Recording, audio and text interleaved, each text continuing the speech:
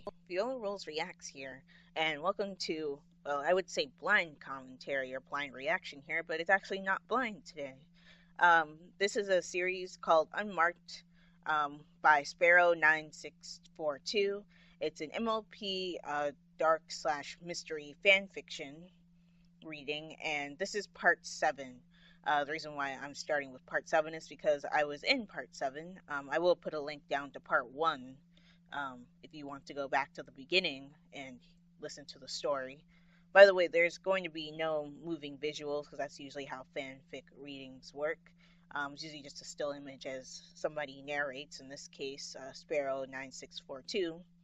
And other people do the voice acting, or sometimes the narrator also does a little bit of voice acting as well. I play the role of Annie, the demon in this part, but Annie is in previous parts of this story, but she was being played by someone else in those. But yeah, I thought that I would share the project with you guys. I think there will be one more part after part 7. So when that one comes out, I'll react to that one as well. But for now, let's do Unmarked Part 7. And let's get started.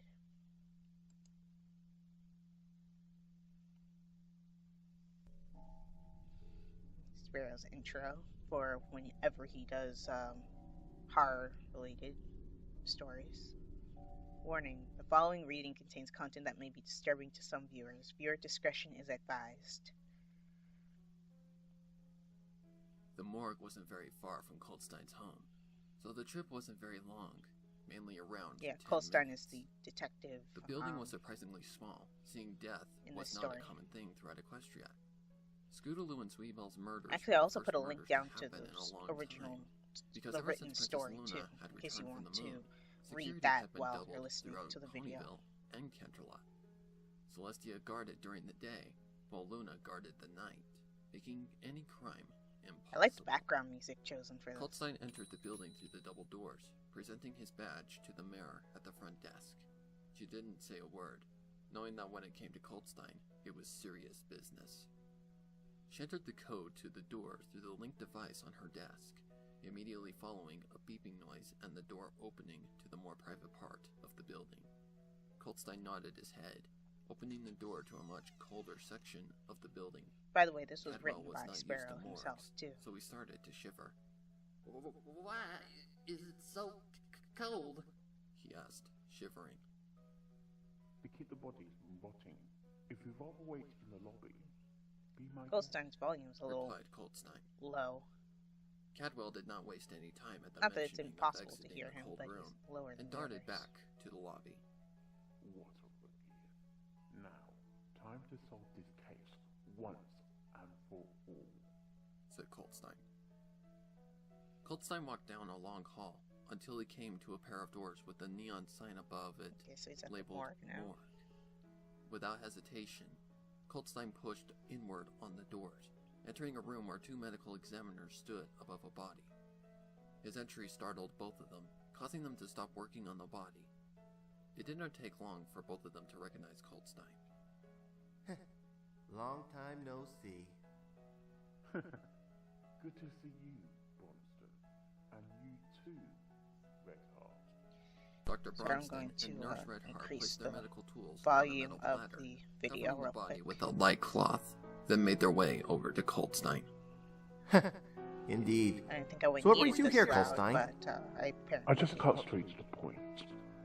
I'm so close to solving the unmarked case, but before I can make any further progress, I need to see the bodies of Sweetybell and Scootaloo, who've been trying to frame this post-killer by saying they died of blood loss due to slit throats. However, I know for a fact that bastard did that to try to throw me off. Wow. Hoofman lied through his teeth about the cause of death. We inspected the bodies, and no signs of trauma were found, especially slit throats. Their throats are completely intact. In fact, we couldn't find any sort of conclusion to how they died. Nothing was found in the autopsy as well. It's as if they died out of nowhere. Coldstein thought about Redheart's statement. No trauma, No cause. I believe I know what killed them, but I like to see the bodies to determine if they missed anything that could relate to what I found in the case. Thank you for information, Redheart, but I still would like to see the bodies. Redheart nodded her head, leading Coltstein to the bodies on the far side of the room. She uncovered the bodies of the two small fillies, both with a large, stitched cut down their chests. Both were pale and as cold as ice. Yeah, that's one of the reasons but why Coltstein didn't need much to determine what he suspected. Other parts, he inspected Skulu first, looking over her small body carefully, and just like Redheart had stated, there was absolutely no trauma on the body. In total, or 21. Next, he moved over to Sweetie Belle, inspecting her closely. Once again, no signs of trauma were found, so he turned away from the bodies, trying to piece together what could have possibly happened that night. Think, Coltstein. There's no way that Applebloom could have killed them, because they didn't die of any sort of illness or trauma. How did those fillies die? Just when he was about to abandon his thoughts, he remembered a tip that he had learned back in law school. I cannot give up. I just need to retrace what I've learned. Okay, I learned that Applebloom hallucinated the entire situation with Diamond Tiara and Silver Spoon. The medicine given to her by Socorro is the cause of the hallucination. She was possessed by Annie. Our unmarking was performed that night before the murders. She became aware of the horrid acts the day of the murders. Applebloom and her friends went camping and came back acting strange. There's only two ways to become possessed by Annie. There was an unmarking that night of the murders, and she was drugged during each unmarking. Now, piece all the evidence together, Coltstein. He thought hard about all of the evidence, using every bit of his past knowledge as a helper. I find it very fitting that there's a number of minutes passed before almost every bit of the evidence had become clear. Review on the side right now. Applebloom and her friends went camping in the woods, where the witch's home is located. Applebloom became aware of the legend, and like any other filly went looking for it. She found it along with Skulu and Sweetie Belle, resulting in all three of them getting possessed. For being out in the woods for too long, all three of them caught a cold, resulting in Applebloom going to Socorro and containing the medicine. All three of them took the medicine, and not long after, resulting from the trip, hallucinated Diamond Tiara and Silver Spoon, ripping up their chance, creating the spark. All three of them grew tired of their bullying, resulting in the first unmarking. However, it wasn't the medicine's effect that caused them to go as low as committing the unmarkings. It was Agostina's, which she took advantage of. When all three were at their most vulnerable, the three of them continued to take the medicine, resulting in more unmarkings. Applejack became an innocent victim of Annie, resulting in her hiding the cutie marks in that chest and being forced not to say a word. The madness continued to happen for a period of 3 weeks before Applebloom finally woke up that morning, only to see a bloody knife on the bedroom floor and noticed that her bow was missing. She searched and couldn't find it until she took a trip back to the clubhouse, only to find a blood-soaked bow along the path. Annie told Applebloom continue the unmarkings, otherwise she would kill her friends, and agrees. Night came. Unmarking took place. Applebloom refused to listen to Annie anymore, and as a punishment, Annie kills Sweetie Belle and Skulu by taking their souls for her own power. The only question is, who was unmarked that night? It is all clear to me, except for one piece of the case. He said to himself. You got something, Colstein? Yes, Bronson. Everything about this case makes sense, except for one thing. Wait, do you know how these two died? Thank Classic you for your detective time. deflecting the Now, question. if you excuse me, I have an important therapy session to get to. Bronston gave Coltstein a strange look. Coltstein decided to not say anything, seeing he'd just confuse Bronston and Red Heart. Coltstein walked out of the room, ready to end the madness, once and for all.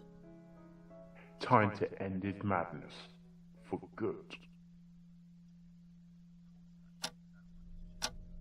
Coltstein sat on his chair, looking at Applebloom. Her mane was a mess, the next and she seemed chapter more now. pale than usual, raising a red flag for Coltstein, knowing that this By the way, the session videos was are going to be usually made his up of most at least challenging. 2 or 3 chapters of the And he was here, written listening story. to everything that he spoke, It was and each every question that he individual chapter had that for would be Applebloom extremely that short. had to do with putting the case to rest. He knew that Applebloom knew who was on the table that night, and he was going to squeeze the truth from her. This was it. His last chance Like to background get sounds the again. truth.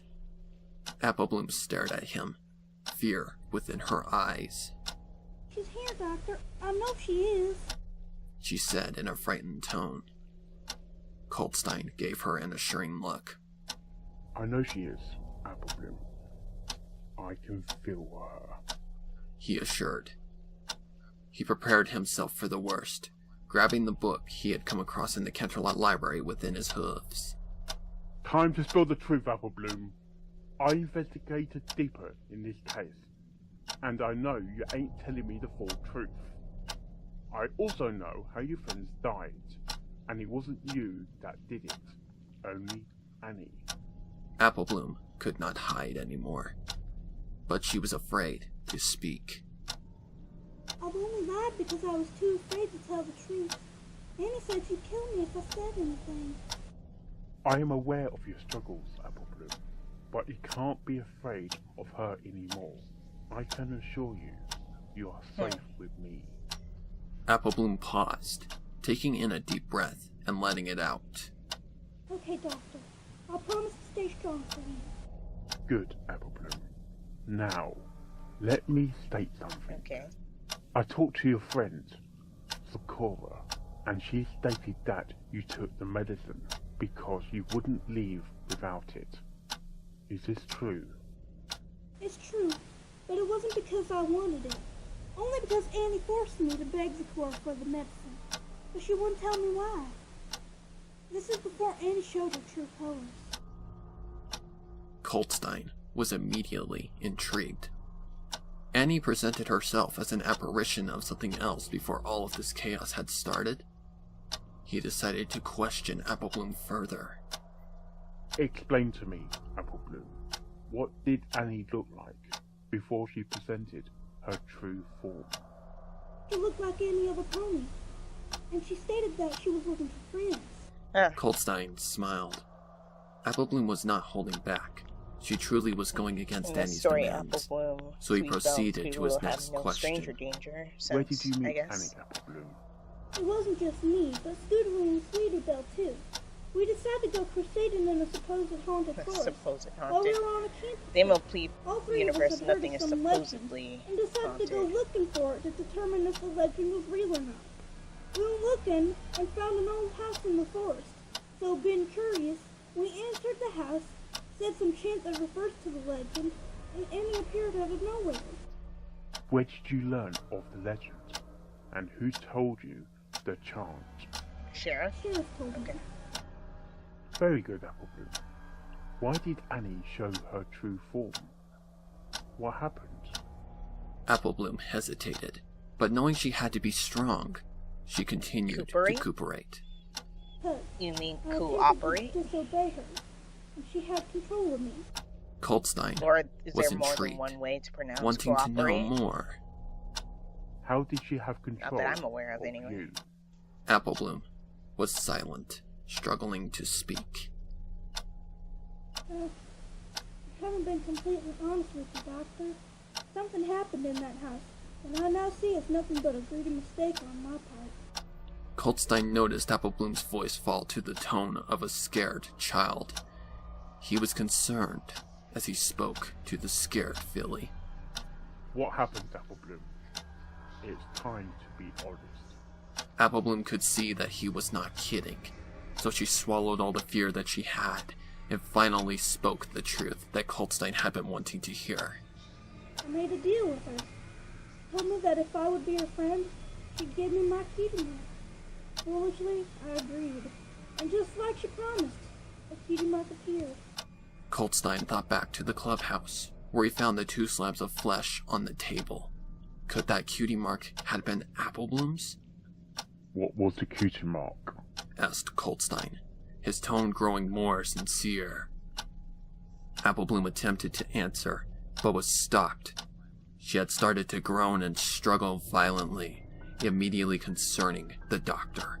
He attempted to help Applebloom, but was stopped by her. She's here. Stay away, Doctor. Coltstein did not know whether to follow her demand or to intervene with his only defense. He was shaking, watching Applebloom struggle against Annie. He had to be strong for Applebloom, seeing she was too weak to fight against a demon as powerful as Annie. Coltstein could not take it anymore, grabbed the book, and shoved inward toward Applebloom. Doctor, get back! If you can't fight her, then I must! He yelled, planting the book against Applebloom's forehead, following a sizzling sound. Applebloom let out a screech that nearly shattered Coltstein's eardrums. The screech was unlike anything he had ever heard, even worse than his first encounter with Applebloom's possession. The room had started to shake, knocking books from their shelves. The clock on the far side of the room falling and breaking, and the only window within the room shattering. The eyes of the young filly had started to glow, and her mouth had started to leach blood. The sight terrified Coltstein, but he continued to hold the book on the surface of Applebloom's forehead, remaining strong for the filly. Coltstein struggled as the screech continued to shake the room, and Applebloom's eye socket started to leak a black liquid, falling to the floor. I like the story a lot. The liquid seemed like a blood, but it clearly was not, due to the liquid forming into what seemed like a large wall, closing around Coltstein.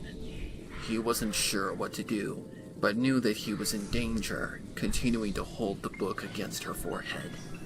The screech had become more mild, converting into a sinister laugh. Applebloom's teeth had become daggers, and her skin had become pale, all of her blood vessels visible beneath the skin. You can't save her, no matter That's one of my what lines. you do. The voice was not Applebloom's. It was much more dark and grotesque. Be silent! Listen to me, you monster! I'm gonna save her and remove you from affliction. You hear me? Be gone! Commanded Coltstein, pressing the book harder against Applebloom's forehead. Annie shrieked as Coltstein continued to pressurize the book. Annie retracted as Applebloom returned to normal, scared and paranoid. The black liquid that had leached from Applebloom's eyes had disappeared, and her teeth had reformed back to their original state. Are you okay? Asked Coltstein, holding Applebloom in his hooves. I don't know. It's alright, Applebloom. You're safe now. Both of them smiled, but just when all seemed safe, Applebloom started to struggle once again, her head turning violently. Applebloom! Fight her! Applebloom could not fight, and spoke quickly while she still could. The cutie mark was an apple and a pentagram. It was the only way. I had to be unmarked. Coltstein felt her body fall to dead weight, staring at the innocent filly in his hooves. He wanted to fall to tears, but knew that he had to be strong. He let out a scream, causing Daisy to barge into the room, noticing Coltstein's condition. Doctor, are you alright? Coltstein did not answer, setting Applebloom's dead body on the couch as gently as he could. Is she? Asked Daisy, noticing Coltstein's expression become more angry. No, I can't refuse to let this end like this. Daisy You looked say I at him, can't refuse? confusion in her gaze. She's dead, Doctor. There's nothing you can do now. Coldstein shook his head. Listen to me, Daisy. Get the 4 question crosses. Place them on every wall in her room. Shut the window in the room and escort Applebloom to her room. Daisy did not know what to do. How could Applebloom be saved? She was dead. I don't understand. Coldstein had become infuriated. Just trust me. I refuse to let it end in another death. Just do what I say. She's not dead. Only plain dead. Are you sure? Yes, it's time to perform the exorcism and prove to her innocence. I want this exorcism recorded. It's time to put Annie to rest. For good. Daisy nodded her head. I'll prepare everything. And I hope you're right about this. I am. Trust me. You may fool the others, but you don't fool me. It's time to end your madness. Forever! I recognize the tune that's playing in the background. I can't pin the name of the song, though. 1 hour had passed since Applebloom went limp in Coldstein's hooves, and the entire facility had gone quiet at the mentioning of an exorcism. To prepare himself, Coldstein soaked himself with some holy water, obtained a first edition equestrian Bible, and rephrased a large number of prayers multiple times. Coldstein was afraid, but he knew that Annie was just playing with him, and he had grown tired of playing games. It was time to end this game of insanity once and for all. As night approached, he took what could have been his last trip to the bathroom. He didn't need to go 1 or 2. He just needed a boost of confidence, seeing he had no idea what was going to happen. He did know one thing, and that was that he might not live to see tomorrow. And he was going to push every bit of his strength to its highest peak, hoping for him to break. But he had a life to save, and despite the outcome, would give every bit of what he had to do it. He shut the bathroom door behind him, locking it, and stood before the sink, staring at his reflection in the mirror. Coldstein had heard that mirrors can work as gateways for both the holy and unholy, so he kept his distance. Annie was watching him right now, and she could act when he least expected it. She could easily jump out of that mirror and take him to the depths of hell, or just kill him on the spot. There was no telling what would happen. He just prayed that Celestia Luna's guidance was on his side. This is it, Coldstein. Your chance to make everything right. Your chance to put a monster to rest for good. His words echoed within the bathroom as he thought back to the times before becoming a private detective. He had a sister. Her name was Dazzling Shores, and she wasn't the nicest pony, mainly a troublemaker, due to her influences not being the best. Coldstein was a keep-to-myself type of pony growing up, usually studying on a daily basis. He attempted to lead his sister on the right track, but eventually gave up, seeing his attempts ended up being useless. She usually tried to lead him on the wrong path, using trickery, and for that reason, he never had a relationship with his own sister. It wasn't until the accident that he truly realized how much he did love her. Coldstein was about 8 years old when it happened. He had decided to stay home to study for an event he had participated in at school, while his mother, father, and sister went out to see a movie at the local theater. One of the biggest mistakes he ever made. 2 hours passed, and he was sitting on his bed when the phone rang. The one phone call that he will remember for the rest of his life. It was the police, alerting Coldstein that his family had been killed in a drive-by shooting outside of the theater. Deviating from the MOP universe. All he remembered was dropping the phone and screaming so loud that it woke the neighbors. He also remembered throwing the book that he had been reading, only to break a window and punching a hole in the bedroom wall. He was eventually calmed by a neighbor that had overheard Coltstein's outrage, and he was escorted to the police station, where he was cared for, questioned, and escorted to Kennerlot Orphanage. The shooting made him finally realize just how much he truly cared for his sister, who he had argued with earlier that day, ending in him telling her that he wished that she were dead. He regrets ever saying those words, and hated himself for a long time for ever saying such horrid words. He looked at Apple Bloom as his sister, and the filly that had committed suicide inches from his face. And even though he had failed to save the others, this time, he refused to let it end in death. You can do it, Coltstein. Do it for Dazzling. He had started to cry, but quickly wiped away the tears. Everybody did a good job in this no more project, tears. by the way. I must So I be should strong, say that. stronger than ever before. I cannot fail again. I must proceed. No matter what, I must proceed. His confidence had increased as he stared at himself in the mirror. I must save her. Do it for that filly. Do it for Dazzling. Don't be afraid, Coltstein. You are stronger. He felt confident as he took in a deep breath, turning from the mirror. The heaviness of Annie's presence was still with him, but he was not afraid. Not anymore. It's time, Coltstein. Just before he exited the bathroom, he stated one last statement. Mum? Dad? Dazzling? I'm sorry I couldn't save any of you, but I promise, for all of you, I will proceed.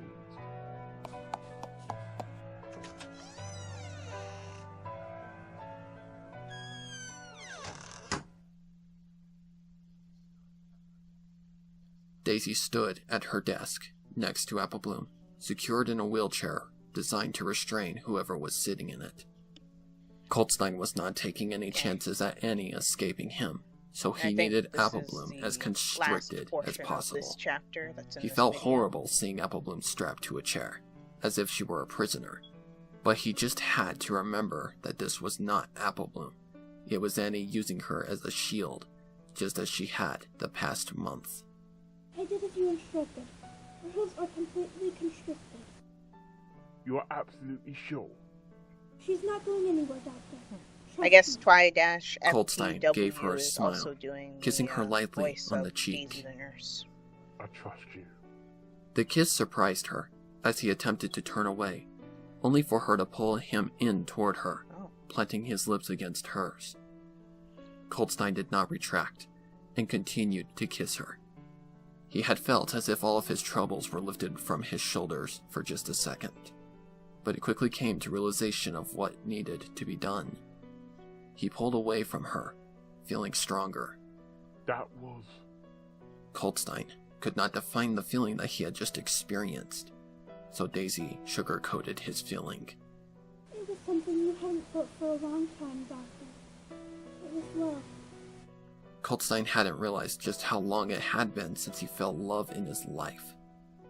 Daisy had hit the nail on the head, and as a response, he just smiled. Daisy, seeing you are a unicorn, I need you to do something for me. What is it? She asked, noticing Coltstein grab something from his pocket. The spell at the bottom of this sheet. I need you to perform it when I tell you. It will transport me into Annie, where I can finally end Annie for good. Daisy expressed a look of worry, only to be quickly replaced by a look of confidence. Very well, but on one condition. What's the condition? You come back after kicking that demon's butt. Did she say She butt? concluded, shocking Coltstein. Coltstein nodded confidently. I will. He stated as Daisy grabbed the wheelchair and rolled it out of I'm the pretty room. sure the wording was different in the original story. The couple arrived just outside of Apple Bloom's room, where Coltstein signaled Daisy to stop. You put up the crosses, right? Just Maybe as it you wasn't, instructed. and I'm just remembering Good. wrong. Now, we need to be ready for anything, because once we hit that room, all hell will break loose. Remain strong, no matter what. Daisy nodded her head as she rolled the wheelchair closer to the room, already starting to notice a difference. The wheelchair was getting harder to push. The room was starting to vibrate, and an unpleasant sound was starting to fill the room. She continued to push until they were at the door opening, and immediately a demonic shriek erupted from Applebloom, nearly piercing the eardrums of Coltstein and I actually Daisy. did do a shriek for Told this you part, she was but dead. it was terrible. Said so it wasn't put Coltstein in. as he violently rolled the wheelchair into the room, noticing 4 video cameras set up in each corner of the room. All of them were running, due to the red light blinking on all of them. Coltstein entered, along with Daisy, shutting the door behind them. The shrieking continued to the point of where Coltstein and Daisy adapted, not being fazed by Annie anymore. Coltstein prepared to speak the equestrian prayer, hearing Annie speak in Latin as if she were in pain. Coltstein gripped a cross, while Daisy held the wheelchair in place. The entire facility was shaking as Coltstein prepared to recite the prayer. By the sun's shine and moon's light, as shadows cast and the night sky, the mortal rose of day and night, creating peace upon pony kind. Coltstein thrusted the cross toward Annie, causing her to growl. The growl was sinister, but Coltstein remained strong, thrusting the cross closer to Annie's face. Just like before, Applebloom's teeth had changed to daggers. Her eyes had went pitch black, and her pupils were blood red. Coltstein could see that he was affecting Annie, so he continued. Shadows created darkness, darkness created evil, evil created disorder, disorder was zeal. Annie continued to struggle, desperately trying to get out of the chair.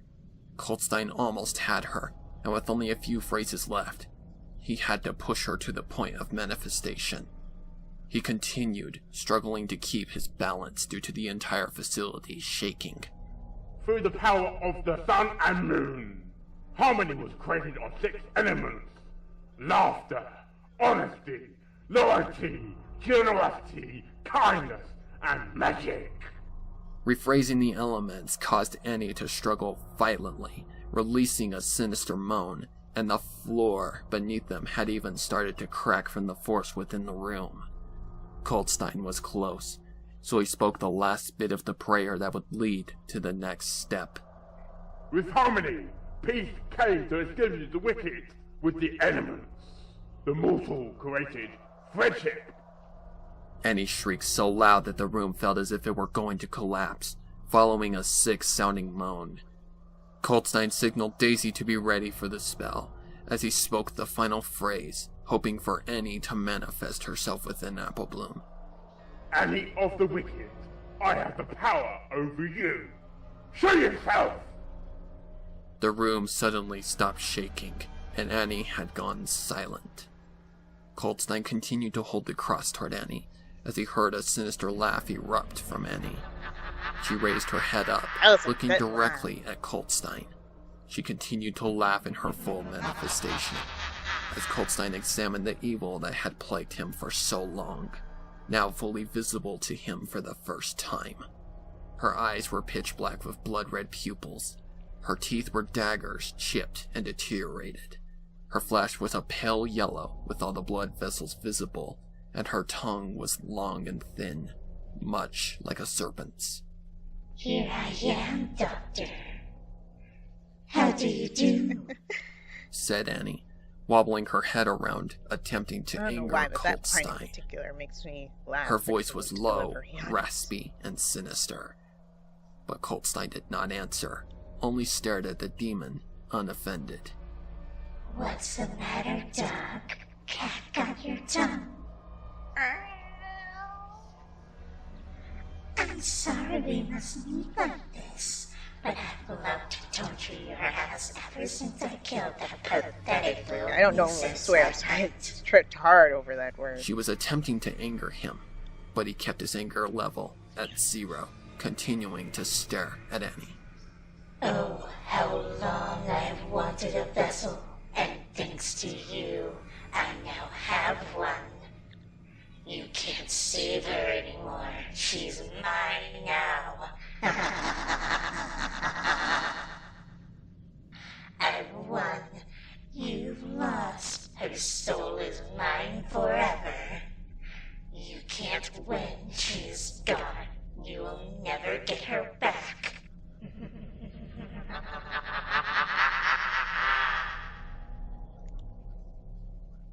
Annie erupted a sinister laughter, but Coldstein remained calm. Annie continued to laugh as Coldstein finally spoke to his adversary. You're right, Annie. I cannot win. Not like this. However, I can win another way. Daisy, now! Daisy did as he commanded and cast the spell, immediately sending him into the depths of Annie's mind. He fell from a pitch-black sky and landed on the hard ground, where he struggled to catch his breath. He quickly remembered where he was and stood up from the ground. Coldstein took a minute to study his surroundings, which was the outskirts of a foggy forest.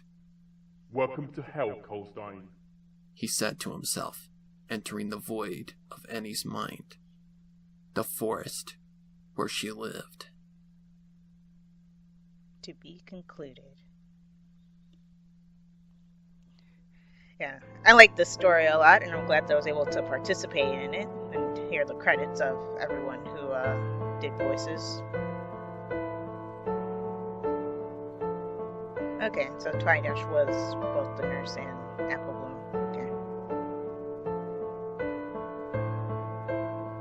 Okay. It says Viola Rules, my other channel's name. I have a gaming channel, by the way, in case you didn't know that, called Just Viola Rules. This is Viola Rules Reacts, my reaction channel, obviously.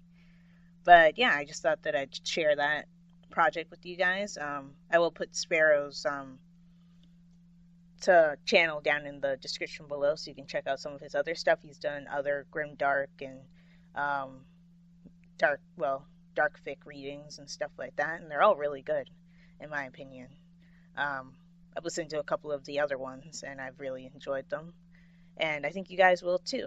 And I'll keep you updated on the Unmarked series when the finale comes out. I believe Part 8 is the finale. So, yeah.